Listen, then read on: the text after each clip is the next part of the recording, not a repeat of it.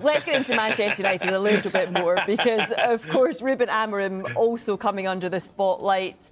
What did you make of his tactics and how his side went about things last night?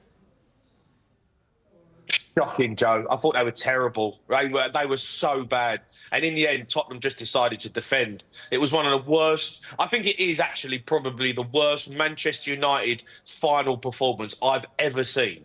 They were absolutely awful. None of them had anything about them. The manager, inept of ideas, didn't know how to change it, didn't know how to affect the game, made subs too late. And not one player on that pitch, maybe Maguire, done okay. Diallo in the first half, done all right. But come on, a European final when you're putting a performance like that, Manchester United, some of these players are on 350 grand a week.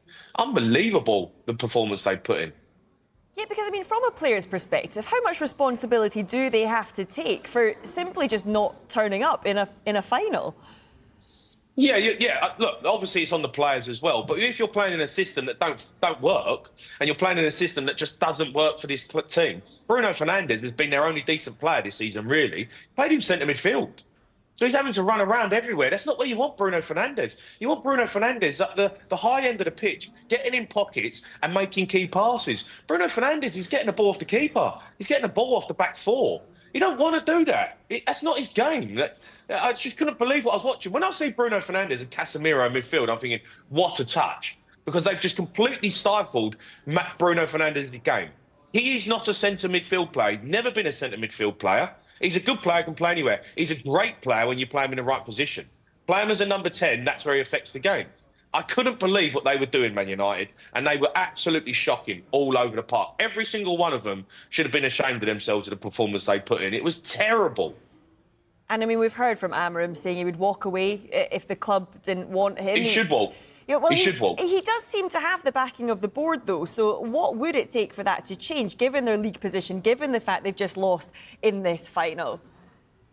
Well, it ain't going to take long. We'll see what happens in pre-season. The only saving grace that he's got is he didn't want the job until the end of the season. He wanted to come in now because he knew what he had to deal with. He knew he has a system. He's very bullish. I'm staying with this. I'll stick with it. They ain't got the players to play that system. I don't think they're ever going to have the players to play that system. I don't think it works at a massive football club like Man United, that formation. I don't. And listen, he should walk because he ain't the right man for the job.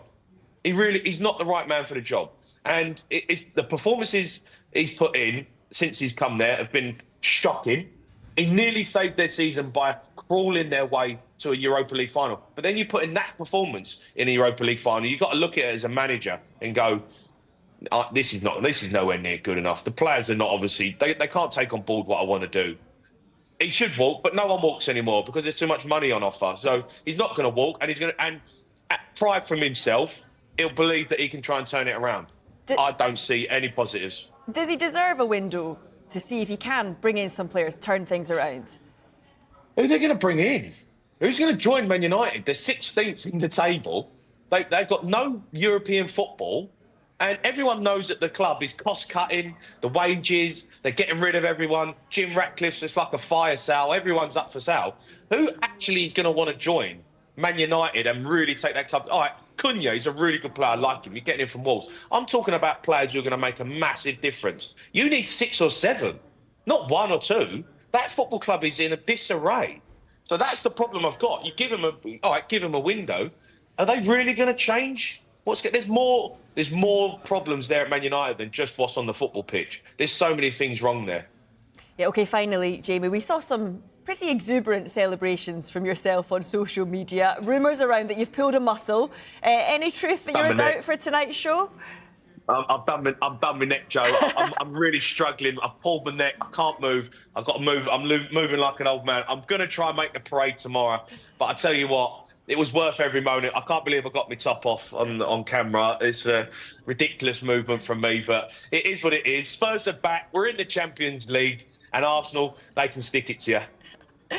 Jamie, rest up. Hope that neck gets better.